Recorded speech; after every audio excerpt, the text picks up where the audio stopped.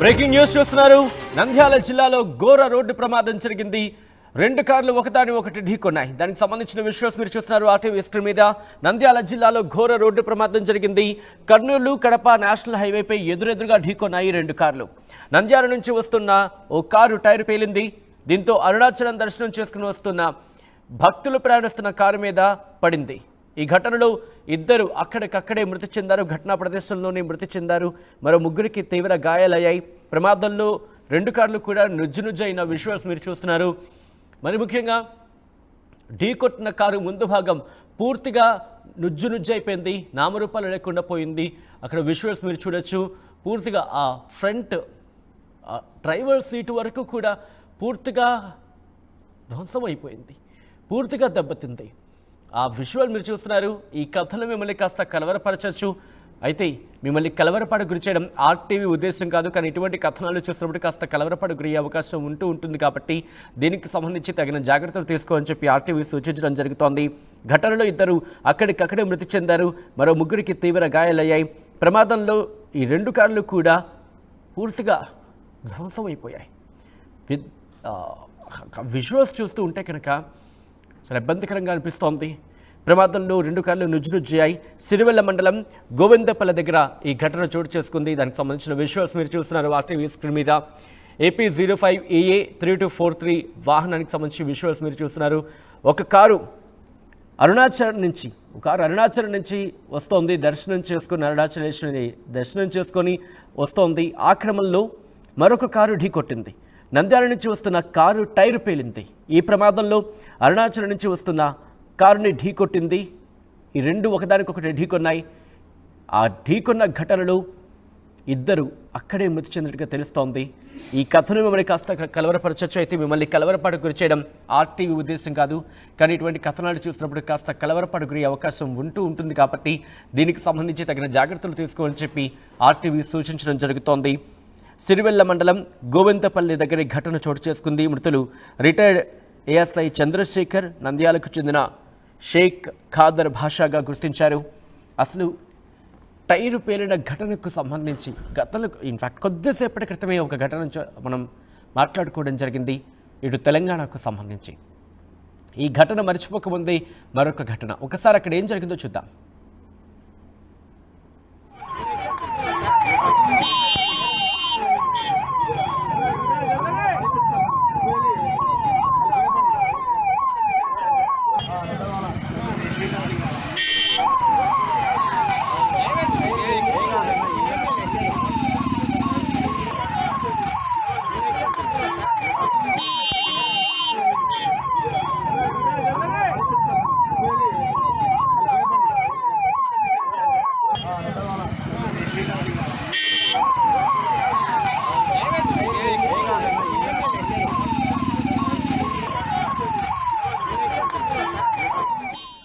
ఒక్కసారి ఊహించండి, అరుణాచలేశ్వరుడి దర్శనం చేసుకొని గిరి ప్రదక్షిణ కూడా వెళ్ళుంటారు బహుశా.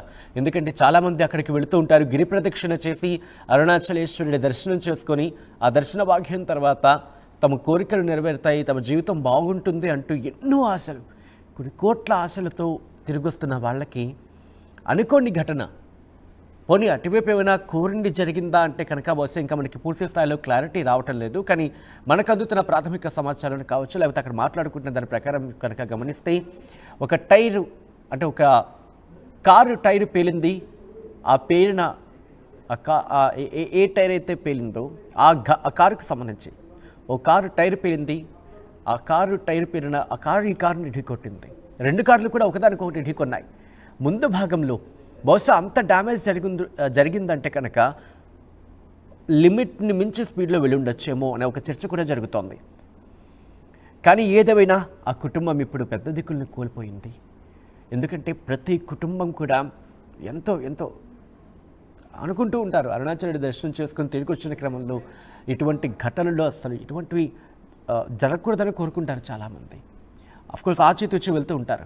అసలు ఇంతకీ ఏం జరిగింది, ఘటనకు సంబంధించి స్థానికులు ఏమంటారు తెలుసుకునే ప్రయత్నం చేద్దాం. మా ప్రతినిధి హుస్సేన్ అప్డేట్స్ అందించేందుకు లైవ్లో సిద్ధంగా ఉన్నారు. హుస్సేన్, ఐ రిక్వెస్ట్ ఒక్కసారి మీ లైవ్లో ప్రయత్నించండి. ఎక్స్క్లూజివ్ విజువల్స్ మీరు చూస్తున్నారు ఆర్టీవీ స్క్రీన్ మీద.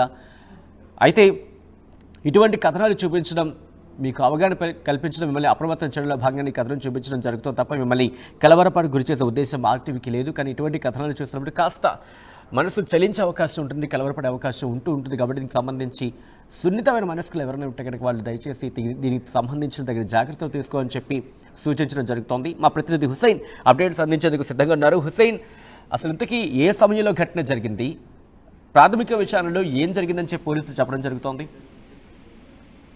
సచిన్, కర్నూలు జిల్లాలో ఘోర రోడ్డు ప్రమాదం జరిగింది. ప్రధానంగా అరుణాచల్ దర్శనం చేసుకుని అరుణాచల్ నుంచి తిరుగు ప్రయాణంలో వస్తున్నటువంటి రిటైర్డ్ ఏఎస్ఐ కుటుంబము చంద్రశేఖర్ తో పాటు చంద్రశేఖర్ భార్య ఈశ్వరమ్మ, అదేవిధంగా రవి ఒక కారులో వస్తా ఉన్నారు. అటు కడప నుంచి వచ్చేటువంటి క్రమంలో కర్నూలు చేరుకోవాలి. మరోవైపు నంద్యాల నుంచి తిరువెల్లకు వెళ్ళడానికి వెళ్తున్నటువంటి ఖాదర్ బాషా ఎవరైతే ఉన్నారో తను ఇంకో మార్గం ద్వారా ఎదురుగా అంటే ఆపోజిట్ లో వెళ్లేటువంటి పరిస్థితి అయితే కనిపిస్తుంది. జాతీయ రహదారి కాబట్టి 4-వే ఉన్నటువంటి లైన్ ఇది.